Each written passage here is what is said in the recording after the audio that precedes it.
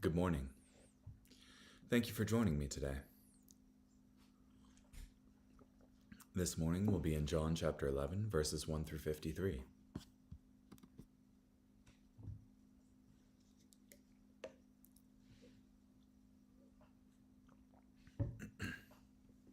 Now, a certain man named Lazarus was sick.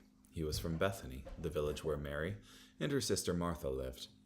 Now it was Mary who anointed the Lord with perfumed oil and wiped his feet dry with her hair, whose brother Lazarus was sick.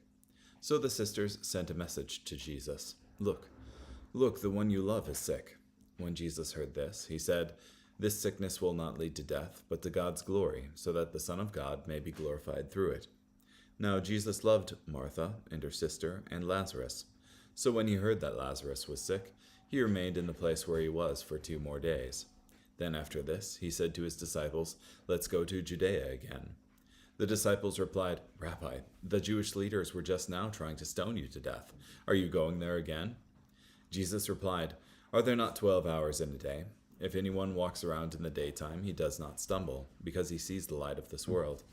But if anyone walks around at night, he stumbles, because the light is not in him. After he said this, he added, Our friend Lazarus has fallen asleep, but I am going there to awaken him. Then the disciples replied, Lord, if he has fallen asleep, he will recover.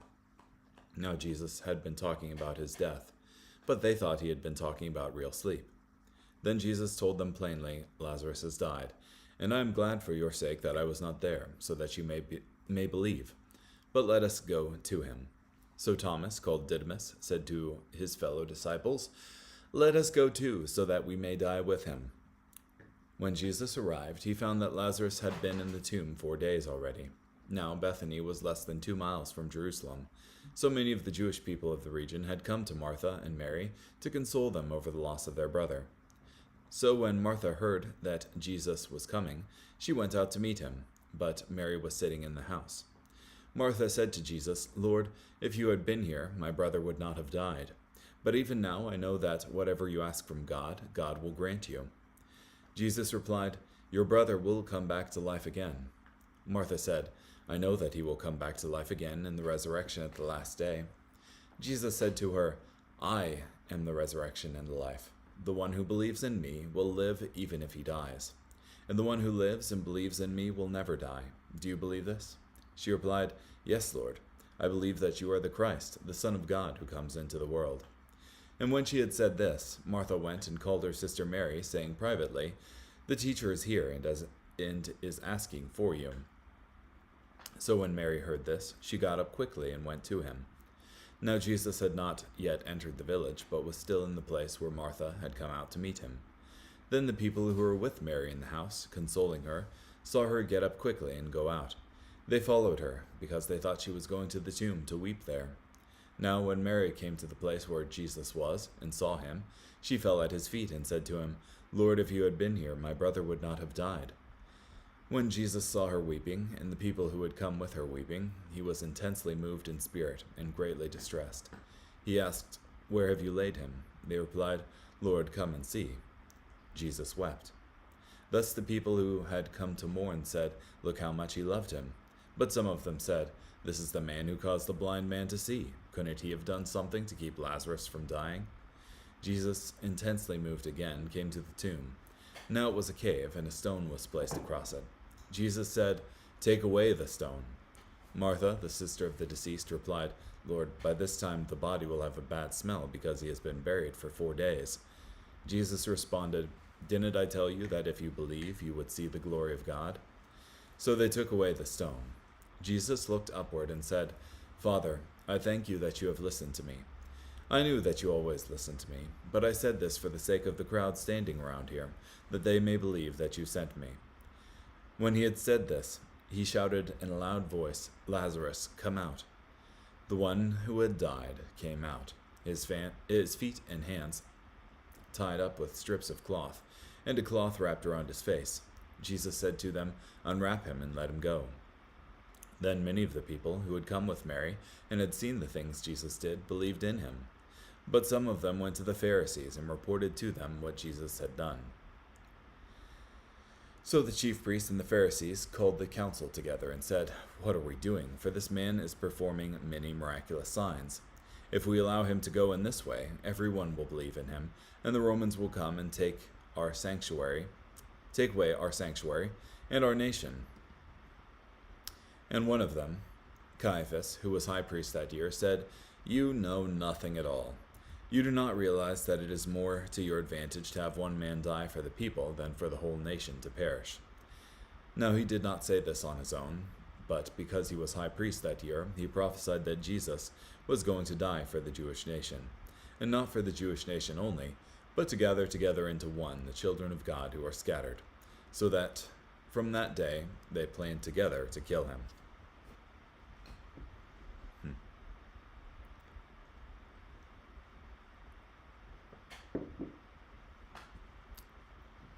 Yeah.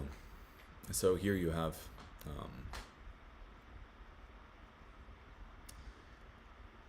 the story of Lazarus, how Mary and Martha send a message to Jesus saying that Lazarus is sick.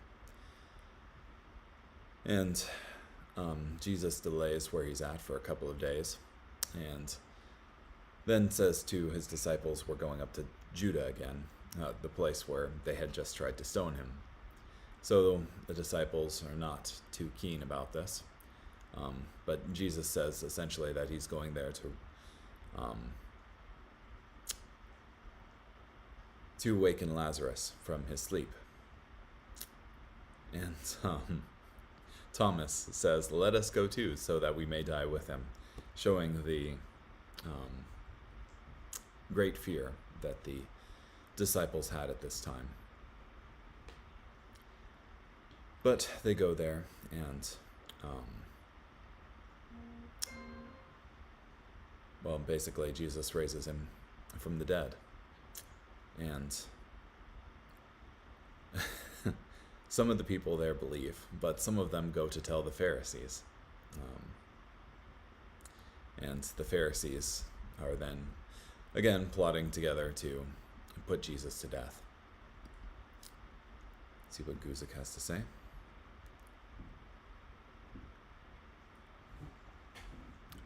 Now a certain man was sick. This begins perhaps the most remarkable miracle Jesus performed. One might say that it is foolish to think one miracle is more difficult than another, but this seventh sign of John's Gospel is unique.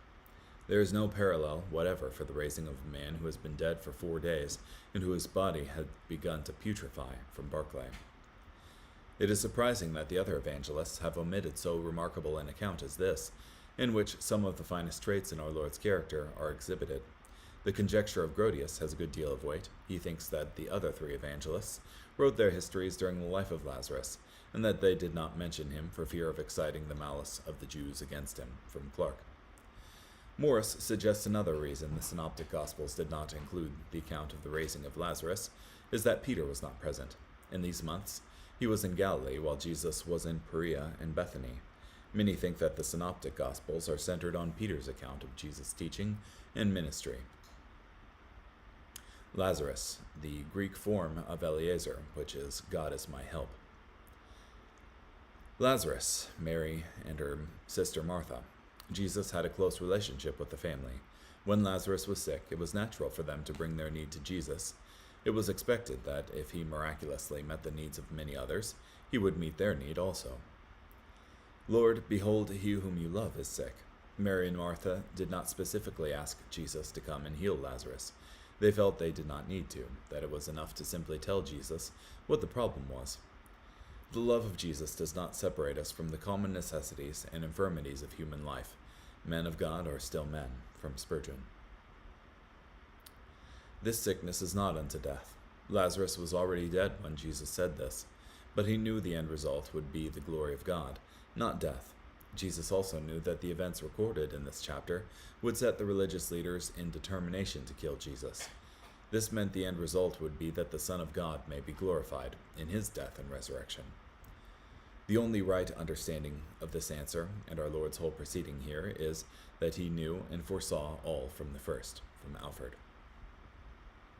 We should have said that the sickness was unto death, but ultimately to the glory of God, But he who sees the end from the beginning streaks with a grandeur of style which could not be imitated by us. So the Lord speaks of things not as they seem to be, nor even as they are in the present moment, but as they shall be in the long run. From Spurgeon.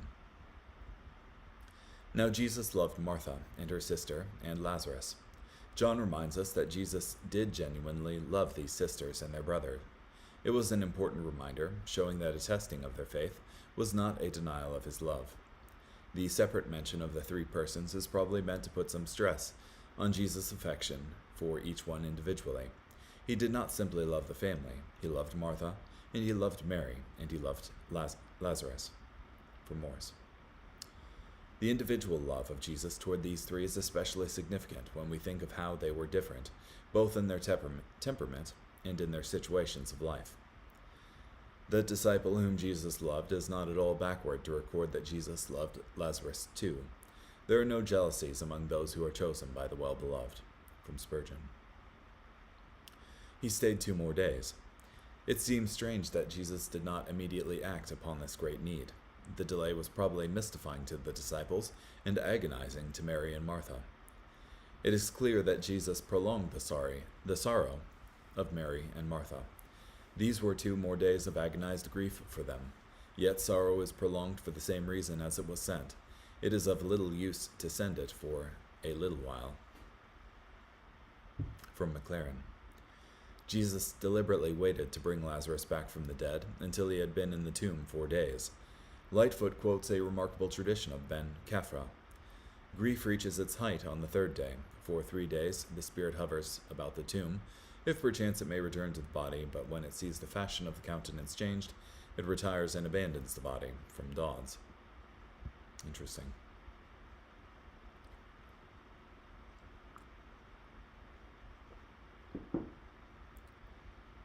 Yeah, and just thinking from a modern perspective, people are eager to attribute Jesus' resurrection on the cross to some swoon. How much more so if Jesus immediately heals Lazarus here from the dead. He wasn't really dead. He was just passed out, and it looked like he dead. It looked like he was dead, but Jesus just splashed some cold water on his face, and he was fine, type thing. But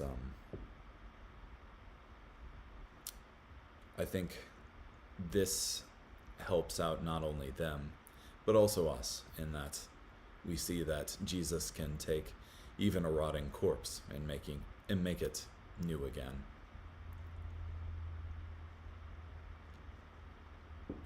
In John's Gospel, there are 3 times when someone dear to Jesus asked him to do something. John 2 and 7. In each of these 3 cases, Jesus responded in the same way. Jesus first refused to grant their request, and then he fulfilled it after showing that he does things according to the timing and will of God, not man. Through his actions, Jesus demonstrated that his delays were not denials. They would bring greater glory to God. Let us go to Judea again. Jesus could have raised Lazarus from a distance because of the opposition from the religious leaders. Judea was a dangerous place for Jesus. Nevertheless, Jesus was willing to go to Judea again, despite the warnings from his disciples. Are there not 12 hours in the day? Jesus' disciples were shocked that he would return to the region of Judea when he was a wanted man there. Jesus responded by saying that he still had work to do. The 12 hours were a figurative way to speak of the time allotted by God the Father for the earthly work of Jesus. There are many practical applications of this wise statement. Nothing can shorten our time. There is enough time for everything that needs to be done. We only have that time, so it must not be wasted. Jesus is saying that a man must finish the day's work within the day, for the night comes when work is ended. From Barclay. There are but 12 hours in the day, and it will be sunset before you dream of it. Get done what God has sent you here to do. From Morrison. If anyone walks in the day, he does not stumble. During these hours, no harm could come to Jesus and the disciples. They had work had to work before the night of Jesus' passion. From Alfred, I have a fixed time during which to work, appointed me by my Father. During that time I feel no danger. I walk in his light, even as the traveler in the light of this world by day. Our friend Lazarus sleeps, but I go that I may wake him up. Jesus used the familiar metaphor of sleep to describe the death of Lazarus. The figure of speech was especially meaningful because Jesus would soon wake him up, bring Lazarus back from death. Jesus said of Jairus' daughter that she was asleep. At the end of Stephen's martyrdom, we are told that he fell asleep. Lazarus is dead, and I'm glad. Jesus could be glad, even in the death of a dear friend, because he was certain of the outcome. We see at the end of the events of this chapter that grief was comforted, life was restored, many more believed, and the necessary death of Jesus was set in motion. All these were reasons to be glad.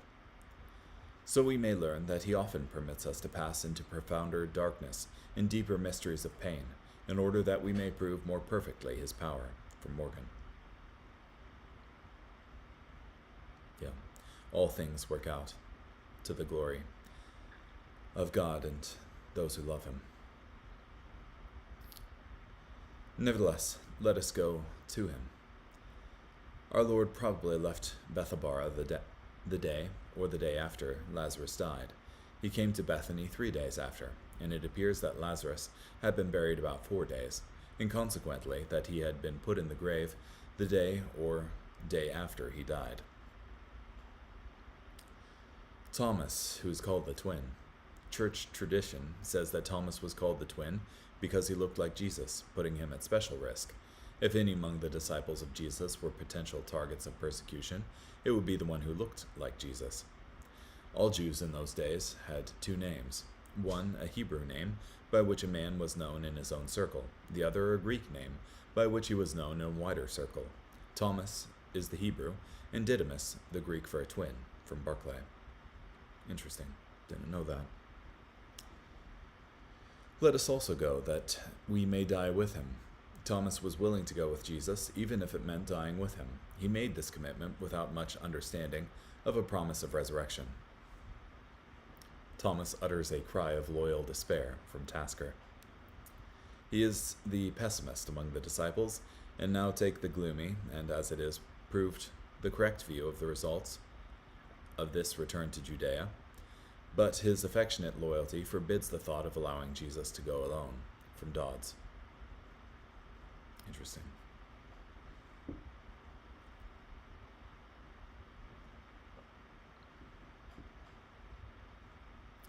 Yeah, Thomas was ultimately proved right that Jesus would be slain going back to Judea, and that the disciples would follow him in death, but it not as he thought. He had already been in the tomb for 4 days. Jesus waited 4 days because he knew the Jewish superstition of that day that said a soul stayed near the grave for 3 days, hoping to return to the body. Therefore, it was accepted that after 4 days there was absolutely no hope of resuscitation. Many of the Jews had joined the women around Mary and Martha. This was a large crowd. Still present 4 days after Lazarus was buried, it was considered an important obligation to join with those who mourned the death of a near relative. A procession composed of relatives, friends, and sometimes hired mourners accompanied a body to the grave, and mourning usually lasted for several days afterward. Mary was sitting in the house. It is likely that by this circumstance the evangelist intended to convey the idea of her sorrow and distress, because anciently afflicted persons were accustomed to put themselves in this posture, as expressive of their distress, their grief having rendered them, as it were, immovable. From Clark. Lord, if you had been here, my brother would not have died. Martha honestly stated her disappointment in Jesus' late arrival. She believed that Jesus was able to heal her brother while he was sick, yet still alive. It is possible that she didn't even consider that Jesus was able to raise Lazarus from the dead now.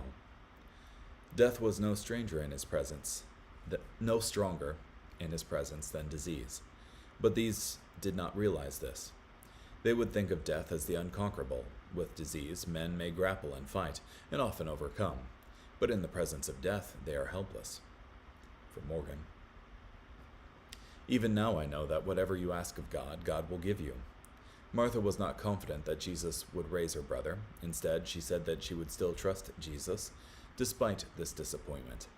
This was a remarkable demonstration of faith, one that should be taken as an example. Even if we don't necessarily understand what God is doing in the moment, we should have faith in him. Some prayers would be all the better if they were shorter, all the better if they did not so much declare our own will as declare our confidence in the good will of Christ. I like the omissions of Martha and Mary's prayer, from Spurgeon. There can be great power in even now prayers. Your loved one can be as dead and smelly as Lazarus. Do you believe Jesus for them even now? Your own situation can be as far gone as Lazarus was. Do you believe Jesus for yourself even now? Your brother will rise again. Martha understood that her brother Lazarus would rise again with all the righteous on the last day. She did not even consider that Jesus might immediately bring Lazarus from the dead. We may comfort a grieving person by saying, "You will see him again." We sincerely mean it, and sincerely mean the comfort, but we don't mean, "You will see him again right now." Jesus meant that Lazarus would rise again right now. That resurrection in the last day shall be only by my power, and therefore I can raise now as well, from Alfred. I know that he will rise again, in the resurrection at the last day. Thanks to the influence of the Pharisees, and those who followed their line, this was now the general belief among Jews, in spite of the Sadducean resistance to it, from Bruce. It is clear that she derived very little consolation from the fact of a distant and general resurrection. She needed resurrection in life to come nearer home and to become more a present fact to her, from Spurgeon. I am the resurrection and the life.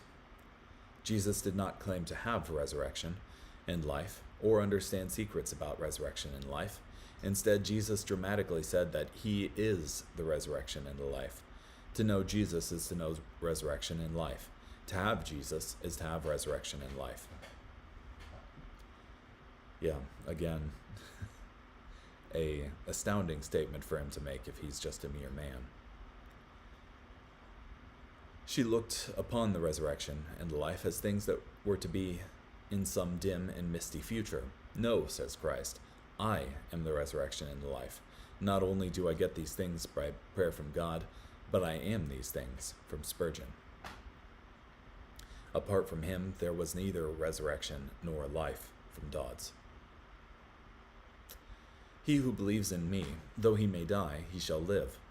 Jesus boldly challenged Martha to trust that he was the source of eternal life.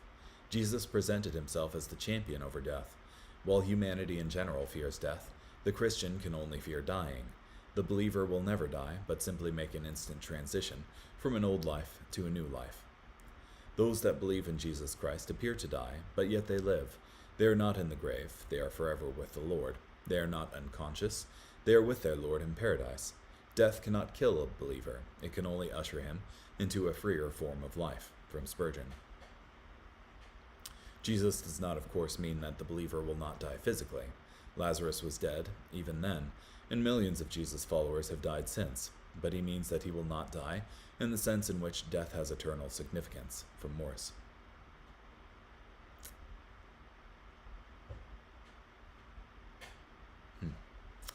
In the primitive church, when they repeated that article of the creed, I believe in the resurrection of the flesh, they would point to their bodies and say, Etiam hujus carnis, even of this very flesh, from Trapp. Jesus made an enormous claim. I am the resurrection and the life. He who believes in me, though he may die, he shall live. Only God could say such things in truth. Do you believe this? Jesus challenged Martha not to debate or intellectual assent, but to belief. She must believe Jesus was who he said he was, and that he could do what he said he could do. He saith not, understandeth thou this?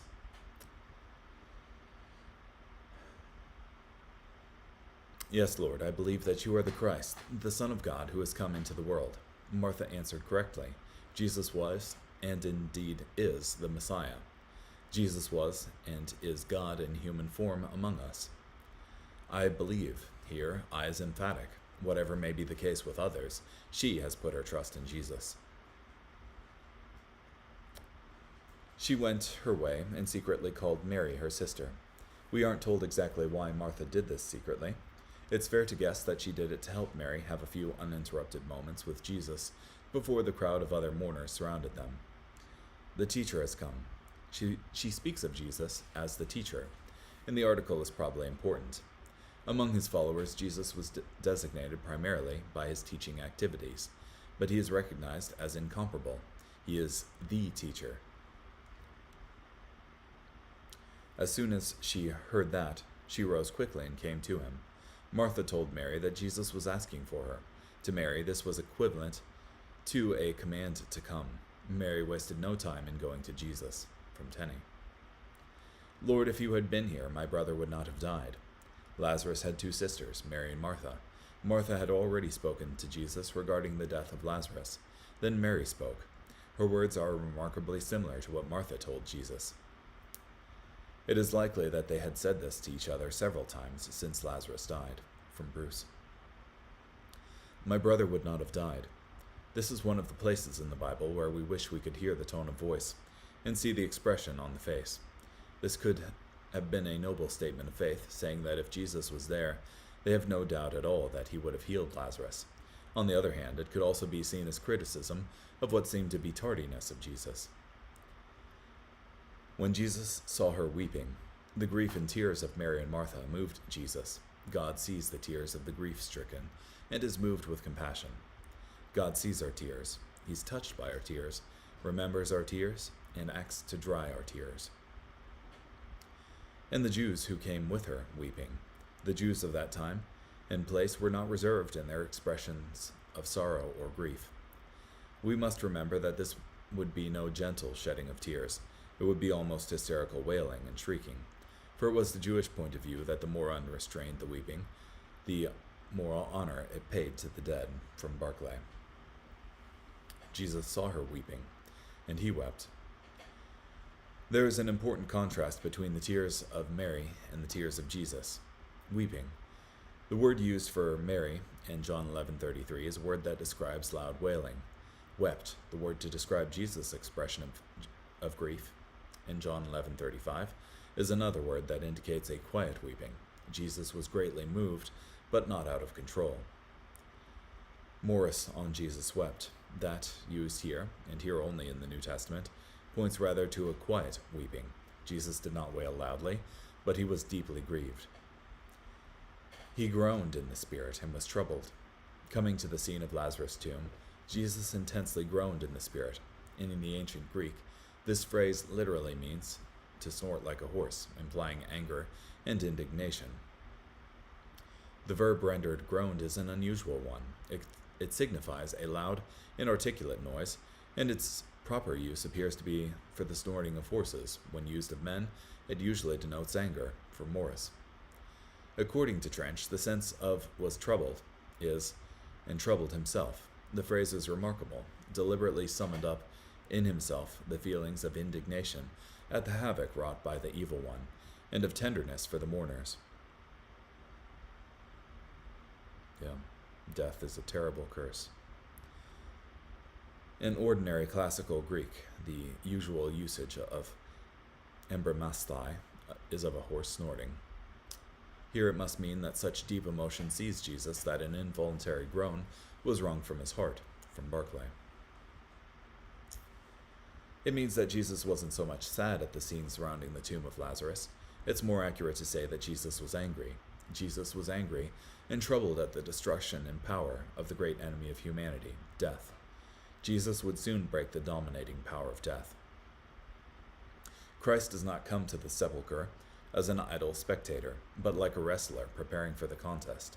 Therefore, no wonder that he groans again, for the violent tyranny of death, which he had to overcome, stands before his eyes. From Calvin. Jesus shared in the grief of those who mourn, yet unlike any other God the Son was able to do something about their grief. Jesus allowed this sympathetic passion to uniquely do for Lazarus what he will do one day for all the righteous dead.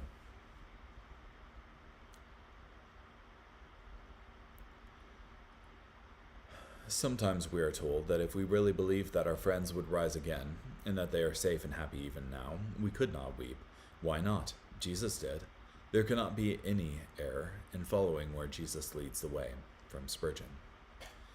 Barclay explains that, to the mind of the ancient Greek, the primary characteristic of God was apatheia, the total inability to feel any emotion whatsoever.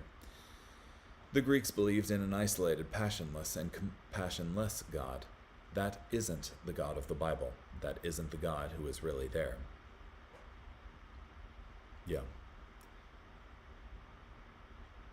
it's not this calm sereneness of being totally devoid of any passion, like the Zen Buddhist, but rather, God is a God who feels.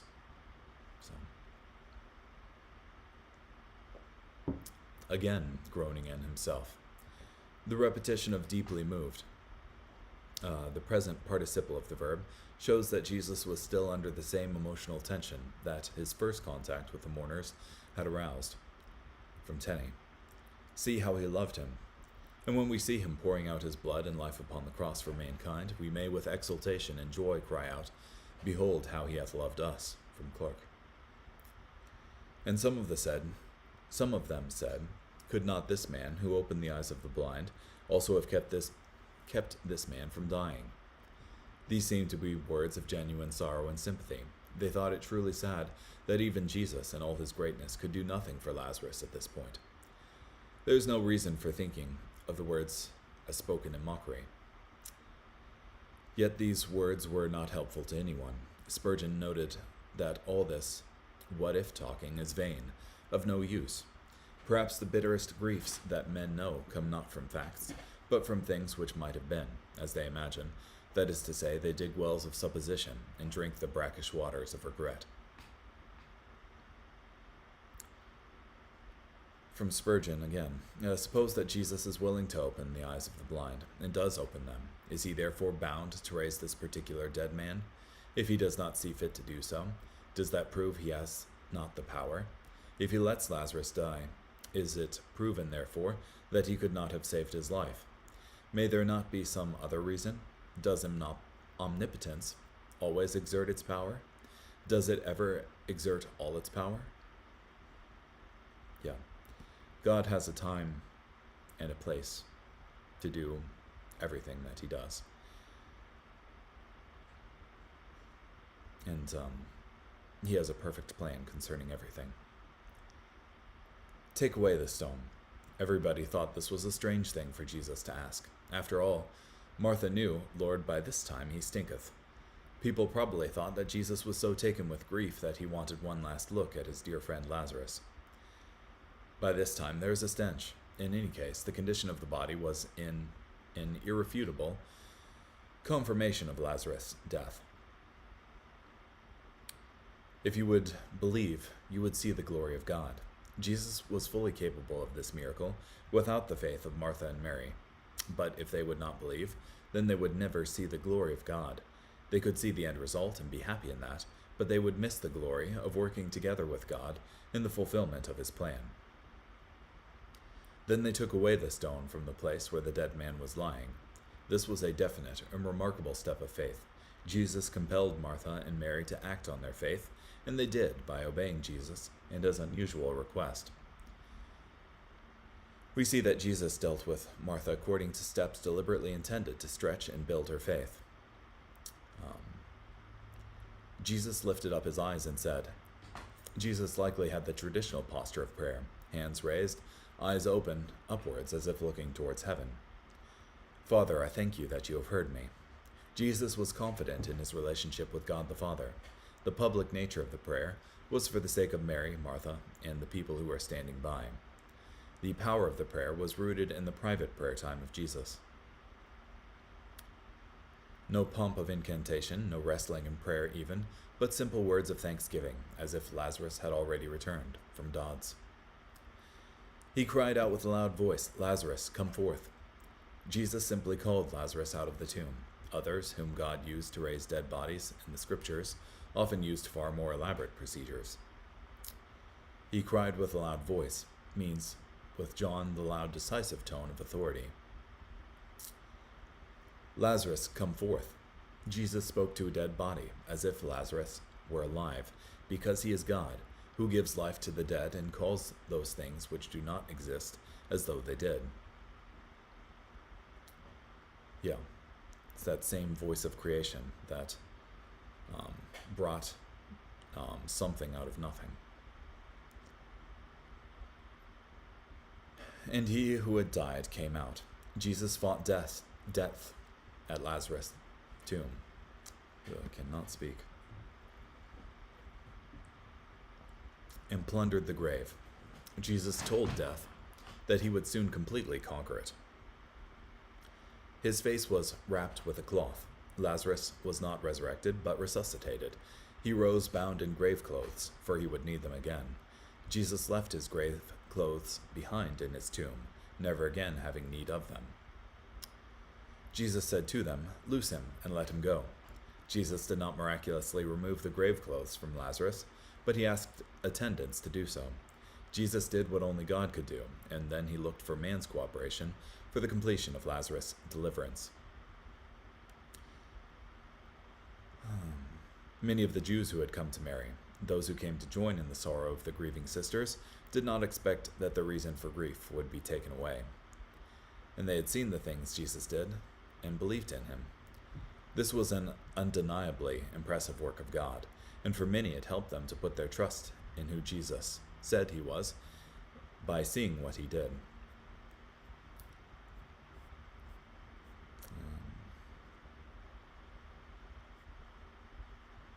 But some of them went away to the Pharisees. John continues his persistent theme that the words and works of Jesus divide humanity between those who believe and those who reject. These were some who saw both the power and sympathy of Jesus, yet responded by working against him. Astonishing, some that had even seen this miracle steeled their hearts against it, and not only so, but conspired the destruction of this most humane, amiable, and glorious Savior. From Clark. Yeah, I mean, if a guy raises somebody from the dead, it's just like, well, I know that I too will one day die. It would probably be a good idea to see what this guy is all about and, get on his good side. Spurgeon called the reporting of this to the Pharisees some of the meanest conduct that has ever been recorded in human history. Yeah. He gathered a council. Though unofficial, it was a meeting of the Sanhedrin. John's authority for the account of what passed here would be Joseph of Arimathea, or Nicodemus, or some other member of the Sanhedrin, who later became a Christian. For this man works many signs. The religious leaders privately admitted that Jesus performed signs that authenticated his claim to be Messiah and God, as Jesus claimed. His works did bear witness of him. Yeah, and Nicodemus also testified to this, saying that no one could perform the works that you do unless God was with him, type thing. Their opposition changed. First, they opposed Jesus because they weren't convinced he was the Messiah. Now they opposed Jesus because they were convinced that he was the Messiah. They admitted the miracles, but look how they treated the miracle worker. They denied him. They opposed him. They were afraid of his influence over the people. If we let him alone like this, everyone will believe in him.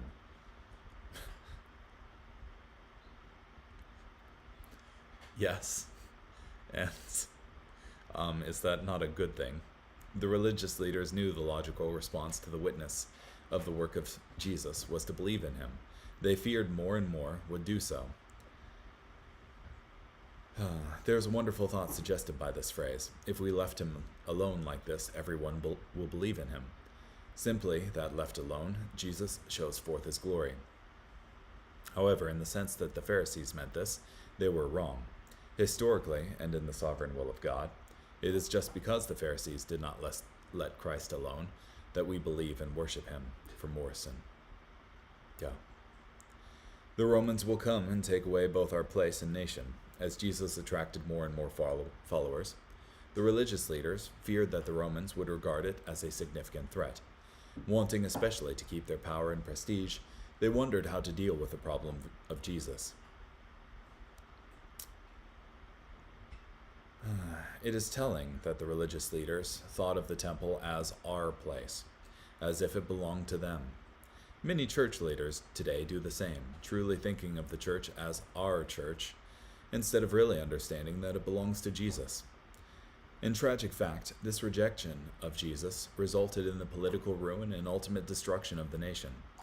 By the time this gospel was written, the catastrophe, which they dreaded, had taken place, but not because of the presence and activity of Jesus. It is expedient for us that one man should die for the people, and not that the whole nation should perish. Caiaphas thought logically, but not morally. It was logical that one man should die for the people, but it was not moral to reject the Messiah and seek the death of an innocent man. Being high priest that year, he was high priest during the whole procuratorship of Pontius Pilate, 11 years. In the words "that year," there's no intimation conveyed that the high priesthood was changed every year, which it was not, but we must understand the words as directing attention to that remarkable year. From Alfred. You know nothing at all. According to Josephus, Sadducees had a reputation for rudeness, even among one another. Nor do you consider a word used of reckoning up accounts and the like. He is saying that they cannot even calculate, cannot even work it out, that such and such a course of action is the expedient one. From Morse.